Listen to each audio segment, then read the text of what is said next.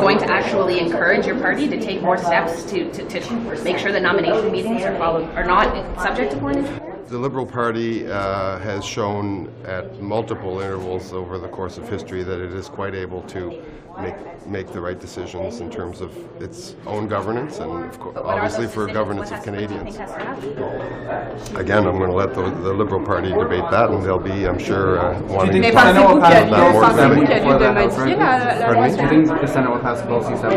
I certainly encourage them to do that, yeah. Will the House rise on Wednesday? We don't know. We have lots of work yet to do. We have lots of things that we want to accomplish. I just set out many of the objectives that we have set for ourselves, and we're very... Can you explain them again? Explain what again? What more would you like to use? Well, we talked about Bill C-26, the cybersecurity, very important piece of legislation. C-40, which is the Milgard Act, which I know many people are looking for progress to be made. And of course, the budget bill has not yet passed, and we want to make sure that that happens, among other objectives. La loi sur Élections Canada, est-ce qu'elle doit être modifiée pour inclure justement les partis politiques? Ça l'intéressant, c'est une des recommandations là, dans le fameux rapport de Heliscope dont tout le monde parle, de modifier la loi sur Élections Canada. Est-ce que vous y songez en modifier en quel sens? Pour y inclure les courses à l'investiture, mais de tous les partis pour y inclure ça, pour y inclure...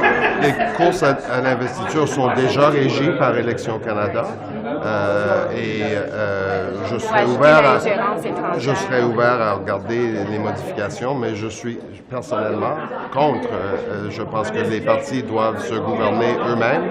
Je pense que le Canada a été très bien servi par des partis qui se gouvernent eux-mêmes et j'espère que ça continue. Mr. McInnes, despite all the passage of these bills, all the work that you've done with this party, why do you think that the messages aren't landing? You're further behind in the polls than when you started in September. What is not working, and what's your assessment of that? You know, we work every day to make Canada a better place, to offer things that are important to Canadians. I think as we analyze the work that got done over this past winter and spring, Canadians will come to realize we have made significant progress on a lot of fronts. Dental care is a reality. Child care, $10 a day child care is a reality across the country.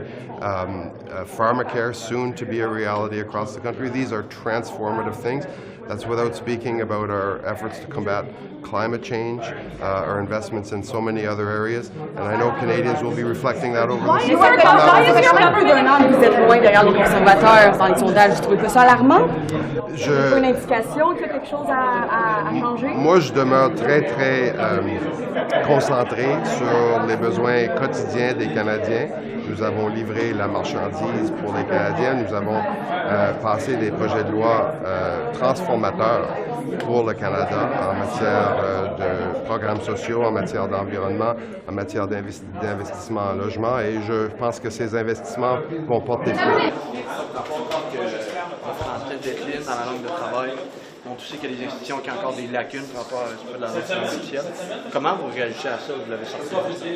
Premièrement, c'est difficile d'entendre. Vous l'avez sorti le sujet, c'est les deux langues officielles. Le rapport que j'ai livré hier. Aussi, j'ai annoncé aussi notre cadre pour les deux langues officielles avec le français décline dans la fonction publique, ça a été dit, il y a des institutions qui montrent toujours des lacunes.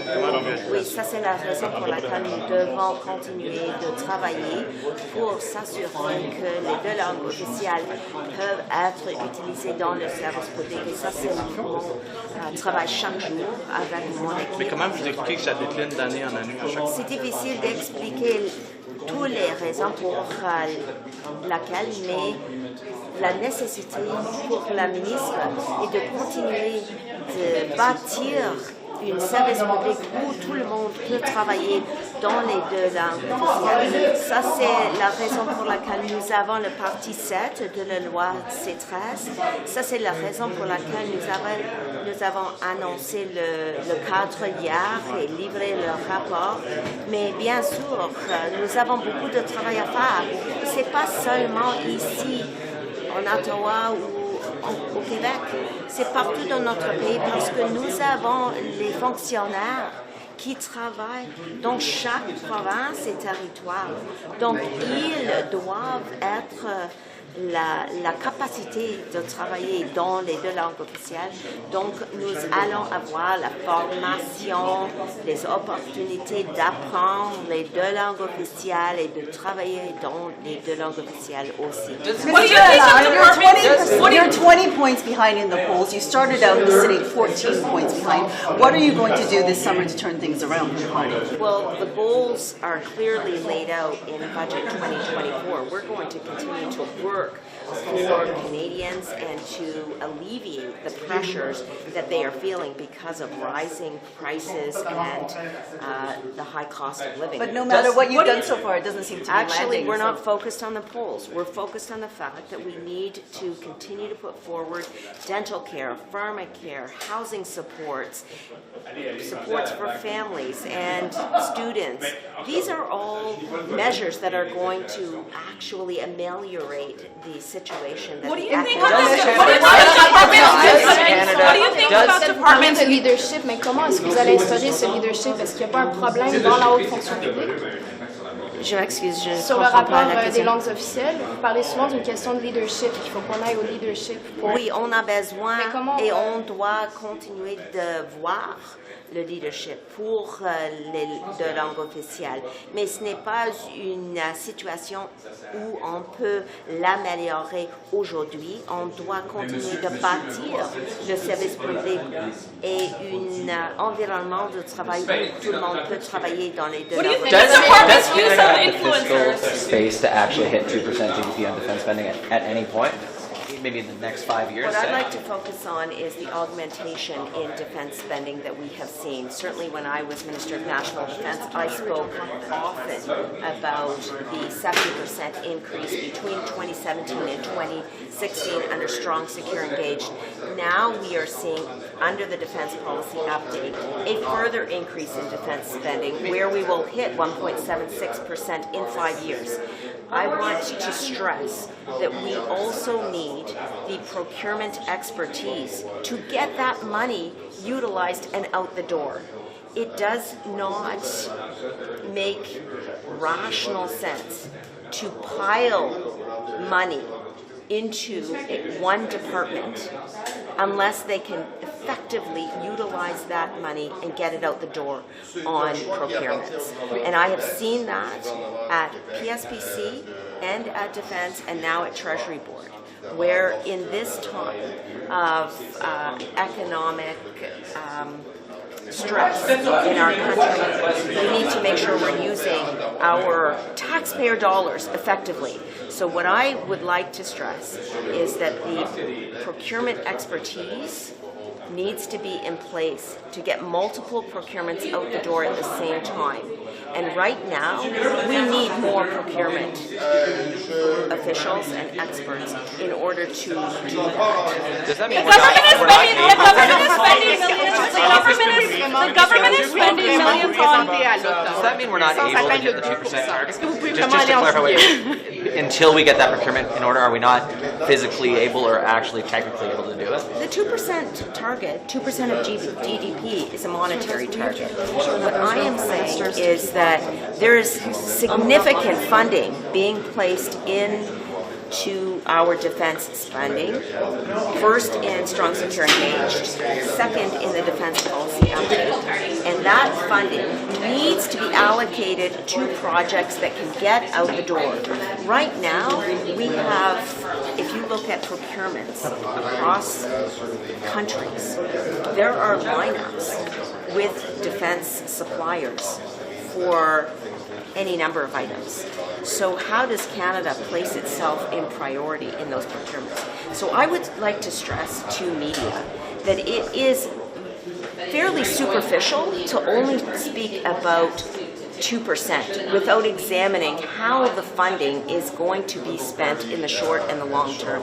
And if you can understand that procurements take time and they require expertise, then you would see the need to have more public servants who are able to work on those procurements and multiple procurements at the same time to get them out the door, to spend that money.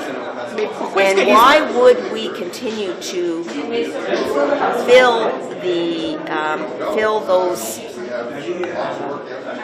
the books with additional money if that money can't get out the door? So what I think now with the Defense Policy Update, what needs to happen is the Department of National Defense needs to continue to do its excellent work, but needs to get procurements out the door so that the funding can be... The government is spending millions on infrastructure. What is that a good strategy?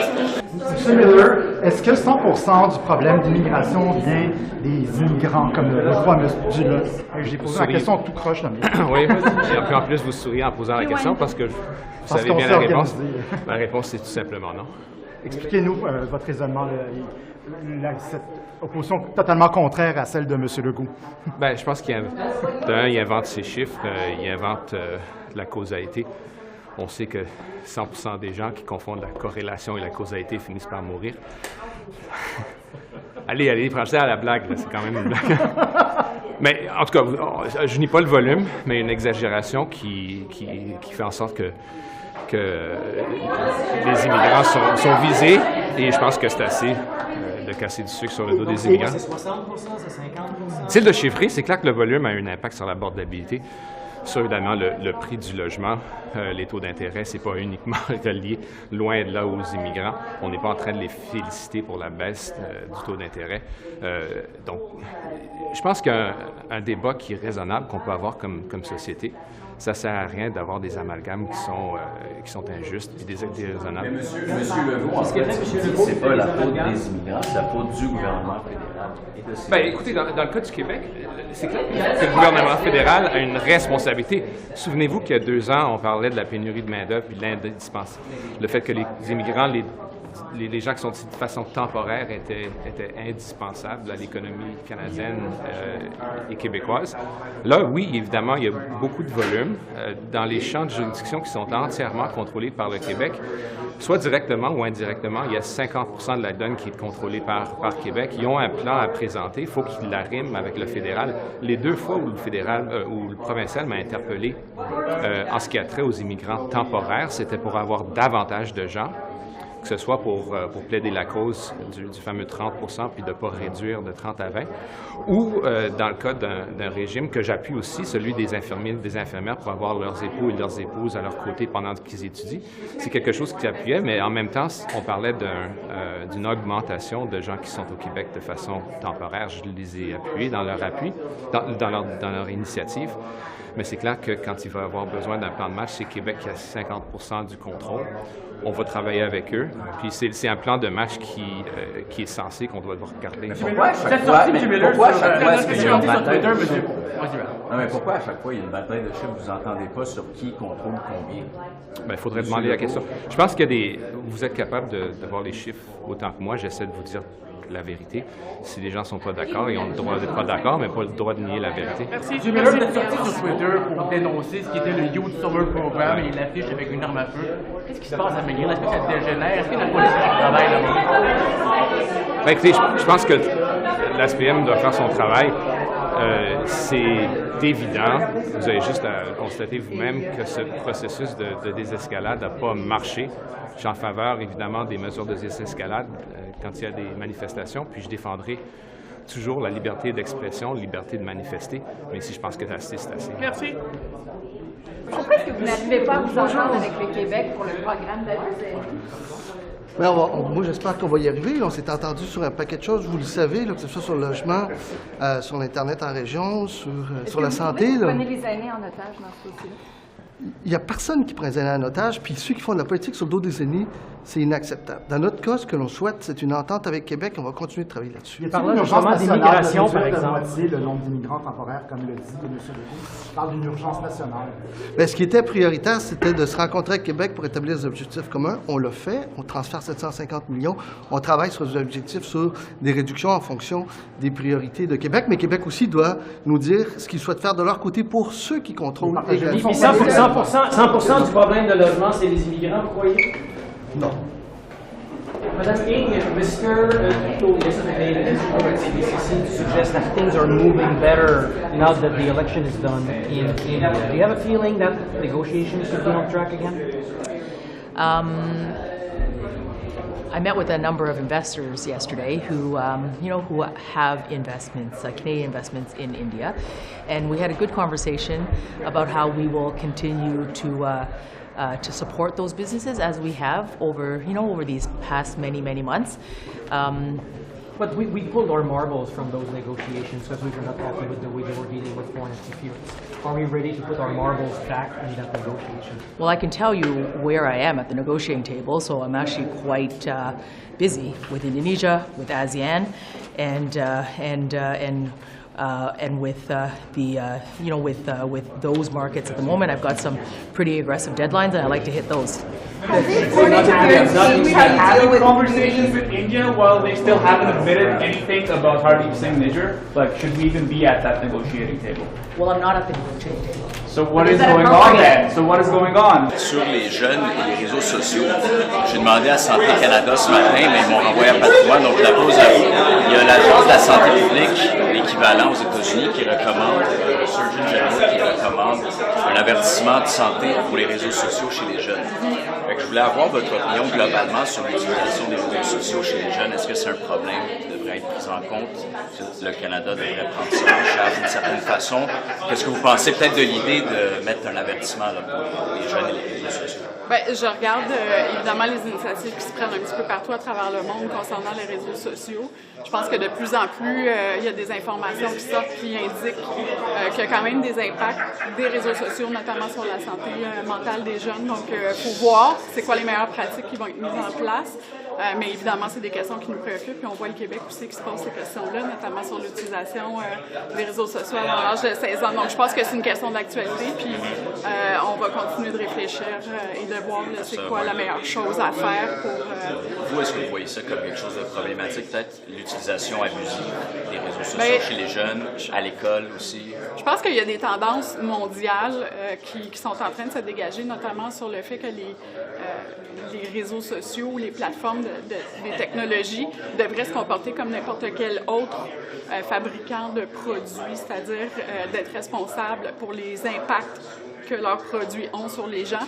C'est quand on parle des jouets pour enfants, par exemple, il y a des indications qui doivent être mises sur les emballages pour indiquer c'est approprié pour quel âge. Il y a des matériaux qui ne peuvent pas être utilisés parce qu'ils sont toxiques ou nocifs pour les enfants, etc.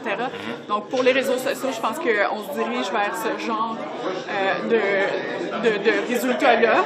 Puis même la loi sur les méfaits en ligne, online harms, ça touche à ces enjeux-là aussi, c'est-à-dire de faire en sorte que les plateformes sont déjà fabriquées et faites pour réduire les méfaits puis s'assurer de ne pas avoir des impacts négatifs sur certains groupes d'âge.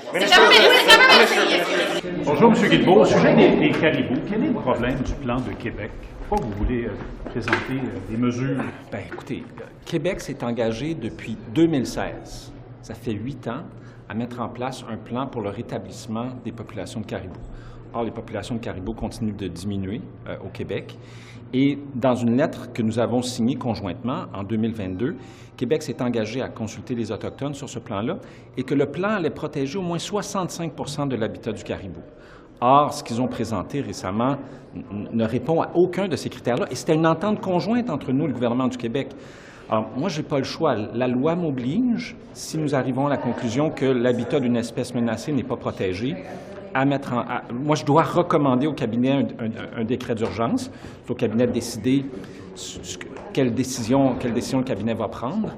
Et pour ceux qui pensent qu'on n'a pas de juridiction sur cette question-là, la Cour suprême, dans sa décision l'an passé sur l'évaluation environnementale, a été très claire. La question des espèces en péril est un champ de compétences où le fédéral peut intervenir. Alors, je n'ai même pas le choix, mais le Québec a encore le temps de faire ce qu'il devrait faire et d'agir. Combien de temps? 1 semaine, 2 semaines, 2 jours, 3 jours? Non, mais la loi prévoit qu'il y a une période de consultation si le cabinet devait décider qu'on doit aller de l'avant avec un décret d'urgence, comme on l'avait fait avec la Rainette Faugrillon. Alors, il y a une période de consultation consultation avant la mise en place du décret. Donc, le Québec a quand même là, au moins 2 mois, c'est 60 jours de consultation. Et moi, je préfère collaborer avec le gouvernement du Québec que d'être dans une situation de confrontation avec Le eux. ministre Charest dit que vous ne tenez pas compte de l'impact sur l'industrie forestière québécoise. Écoutez, Un aspect que vous n'analysez pas. c'est faux. C'est faux. C'est ce que vous vous apprêtez à faire, d'aller demander. Je vais laisser ma réponse. Vous alliez dire une réponse plus élaborée. Là. Ben non, mais c'est pas vrai qu'on ne tient pas compte de l'industrie, mais on ne peut pas ne pas tenir compte du décret et de la disparition imminente d'une espèce non plus. Et là, c'est ce que le Québec fait. Et je le répète, le gouvernement du Québec s'est engagé en 2022 à protéger 65 % de l'aire du caribou. Est-ce que vous avez vu ça dans ce que Québec a déposé récemment? Non. Alors, ils ont brisé leurs propres promesses et c'était pas la première fois qu'ils le faisaient. Ça implique quoi, le décret? Vous êtes prêté à le demander au cabinet dans les prochaines minutes? Écoutez, je ne peux pas vous dire ce dont le cabinet discute ou ne discutera pas, mais éventuellement dans les prochains jours? La loi m'oblige à demander au cabinet un décret d'urgence si j'arrive à la conclusion que l'habitat d'une espèce n'est pas protégé. Comme vous l'avez vu hier, j'ai émis cette opinion-là que l'habitat du caribou au Québec n'est pas protégé. Si on a 60 jours, donc si on a 60 jours, une fois que ce décret-là a été déposé, pour négocier avec Québec, ça fait des années que vous négociez avec Québec, on n'aboutit à rien. Qu'est-ce qui peut dire qu'à ce moment-ci, ça va changer? Ce qui est différent, c'est que, à la différence des dernières fois où nous avons négocié, si le cabinet en décide ainsi, j'aurai la possibilité de mettre en place le décret d'urgence. C'est la première fois qu'on a cet outil-là, qu'on pourrait avoir cet outil-là par rapport à la question du caribou. Le rapport de force, c'est ça que vous faites à ce que vous évoquez? Écoutez, ce décret-là permet au gouvernement fédéral de littéralement prendre le contrôle d'un territoire donné où on retrouve l'habitat d'une espèce qui n'est pas suffisamment protégée. Alors, c'est un décret qui donne beaucoup de pouvoir au gouvernement fédéral. Et encore une fois, j'espère ne pas avoir à en arriver là, mais si je dois en arriver là, le cabinet en décidera, mais c'est ce qu'on devra faire. Merci. Je ne peux pas vous dire ce que le cabinet discute. Non, mais dans un avenir très rapproché. Do you have a message for Azerbaijan? It's hosting COP this year. The president is going around saying it's their God-given right to develop fossil fuels. What do you think about that? Well, we expect from countries that host international meetings like climate change meetings or biodiversity like we did to make sure that they don't put their own interest ahead of international interest. And the international interest is that we work together to find rapid solutions to fight climate change. So I'm hoping that the COP29 presidency will keep that in mind. Like we're not going to Azerbaijan to promote Azerbaijan's own interest. We're going there to work together to ensure that we come to a strong agreement to fight climate change and reduce our dependencies on fossil fuels. Thank you. Thank you. Merci. Wondered if you had any comment on the bill passing yesterday, the forced labor bill. Sorry, not forced labor. Yeah. You know what I mean. Well, I'm getting 4 pieces of legislation passed in the last 2 weeks, so yes, it's okay to get confused. I'm over the moon. Yeah. Over the moon, yeah. What kind of impact do you think this is going to have? I think it's going to have I think it's going to be a stabilizing influence, to be honest, which is one of the reasons why I became, it was something that I inherited as a commitment that we had made, but there's nothing more annoying than the newly converted. I am completely converted on the need for this, on the dignity that it affords workers.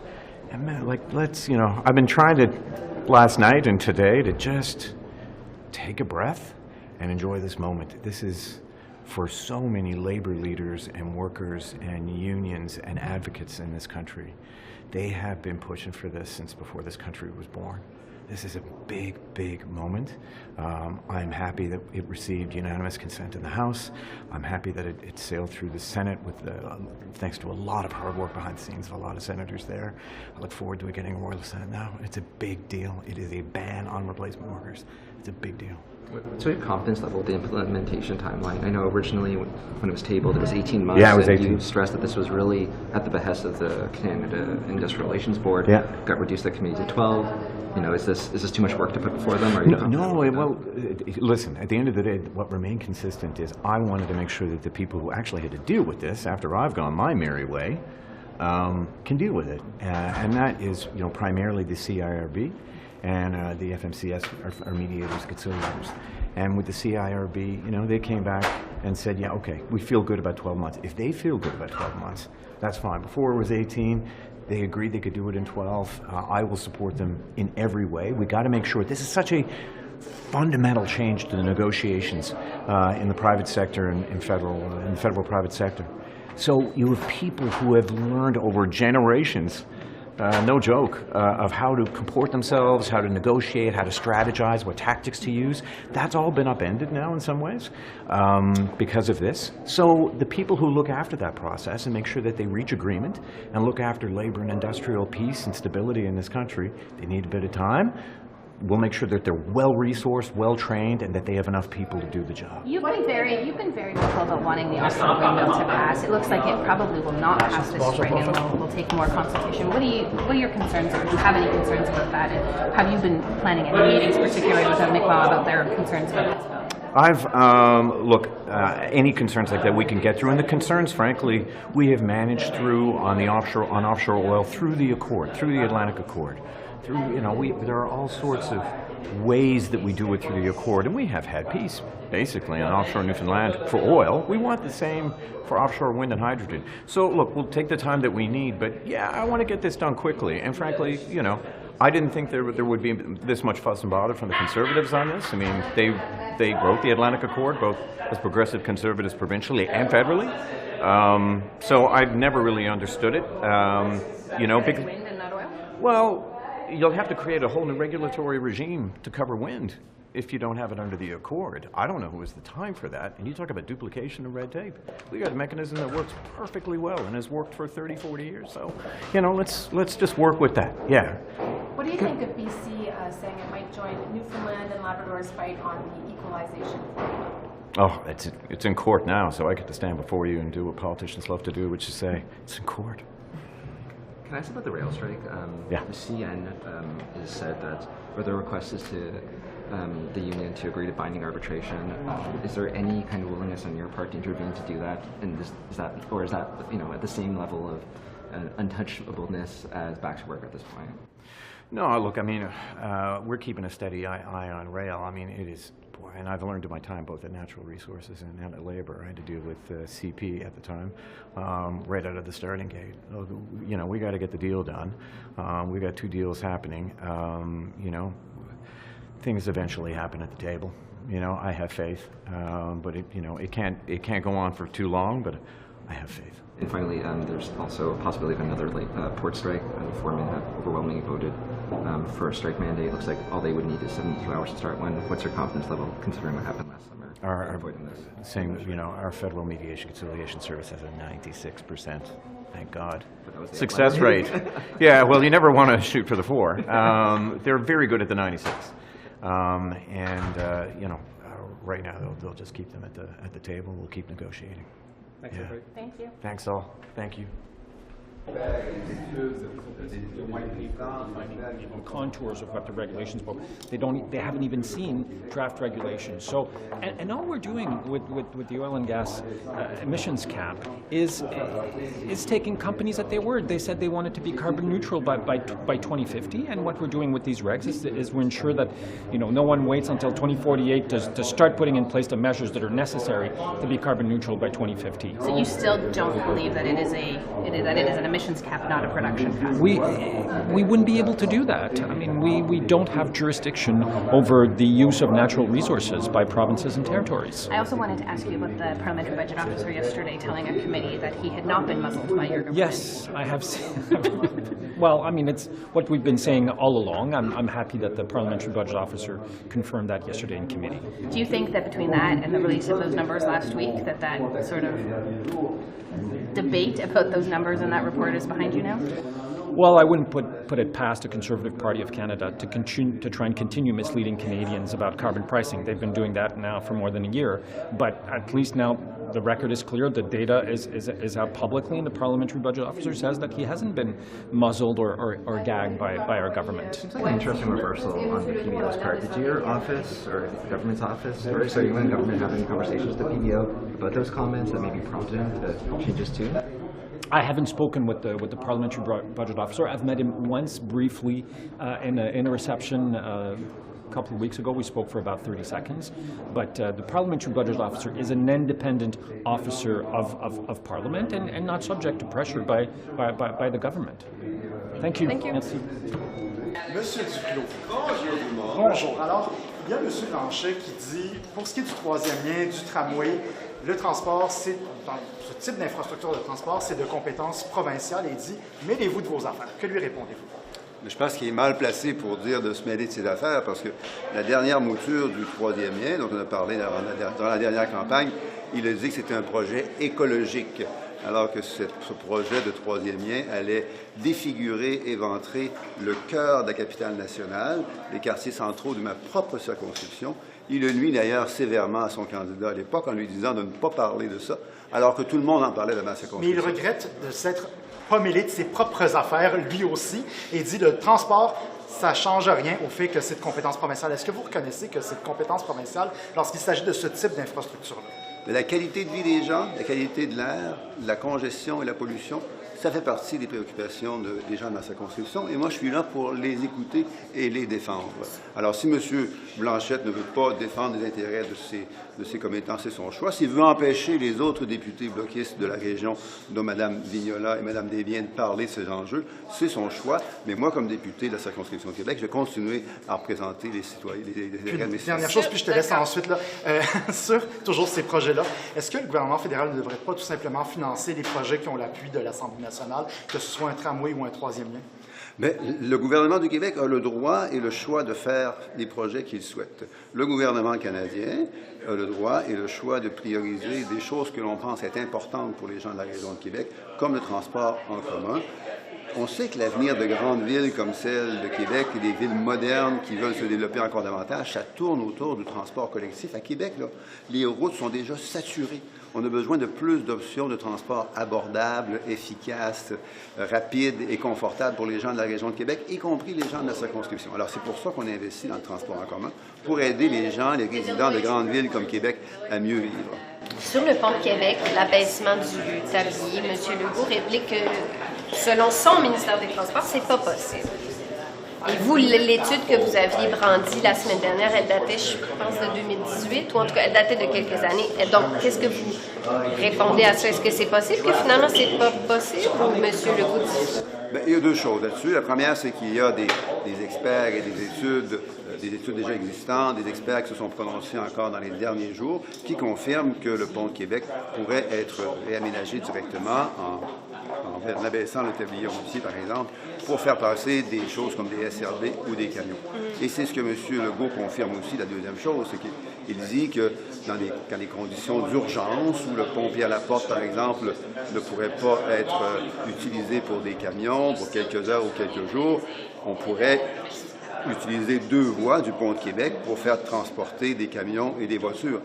En temps normal, ça pourrait être 3 voies, mais durant ces moments d'urgence, comme la sécurité économique le demanderait, bien, ce serait possible, d'après ce qu'on entend, mais il faut le valider. C'est pour ça que ce n'est pas le rôle du gouvernement canadien de faire cet exercice, c'est la responsabilité, c'est le droit et le choix du gouvernement du Québec d'aller plus loin sur ces études, de consulter une tonne d'experts qui m'ont contacté dans les derniers jours. Ils me disaient, il y en a des études, on a des points de vue, la Ville de Québec, on en a aussi des documents là-dessus. Le gouvernement canadien en a accumulé évidemment une tonne au cours des dernières années, avec le travail des fonctionnaires et des négociateurs. Alors, on est prêt à offrir ces informations et ces études si, à nouveau, le gouvernement du Québec souhaite les utiliser. Allez-vous leur envoyer proactivement? Parce que M. Legault a l'air de s'entêter à dire que c'est pas possible. Bien, à nouveau, c'est le choix et le droit du gouvernement du Québec de vouloir explorer cette option. La raison pour laquelle cette option a pu passer en dehors de l'écran de radar du gouvernement du Québec au cours des dernières semaines, c'est que c'est très récent, la prise de possession du pont de Québec par le gouvernement canadien. Ça date du 15 mai. Alors, il est tout à fait normal et légitime que ça a été un angle mort pour le gouvernement du Québec. Les choses vont vite, il y a beaucoup de choses qui se passent et le rapport vient tout juste d'être déposé et la prise de possession, elle a été annoncée il y a à peine 1 mois. Donc, vous allez leur transférer un courriel avec toutes les études? C'est-à-dire que le gouvernement canadien est disponible, on est là pour travailler pour les mêmes personnes et pour les mêmes raisons. OK, juste finir votre raisonnement de tantôt. Là. parce que je vois que ma collègue a terminé. Vous dites Québec a le droit de dépenser l'argent qu'il collecte de la façon dont il l'entend, mais je ne vais pas vous mettre des mots dans la bouche, mais est-ce que c'est ça que vous voulez dire, que vous aussi, vous avez le droit de dépenser l'argent que vous collectez de la façon dont vous l'entendez? Est-ce que c'est ça votre raisonnement? Le gouvernement canadien a une priorité qui est alignée avec celle des gens de la circonscription. Réduire la congestion, réduire la pollution, améliorer le transport dans la région de Québec. C'est pour ça qu'on investit en priorité dans le transport collectif à Québec. Ça ne nous empêche pas d'investir, par exemple, pour le pont de Québec, pour entretenir les infrastructures déjà existantes. On va investir 40 millions de dollars par année durant les 25 prochaines années. Mais en ce qui a trait à des autoroutes en milieu urbain, on a déjà manifesté notre priorité, que ce n'est pas là qu'on va mettre nos investissements en infrastructures au cours des prochaines années. OK, merci beaucoup. Merci.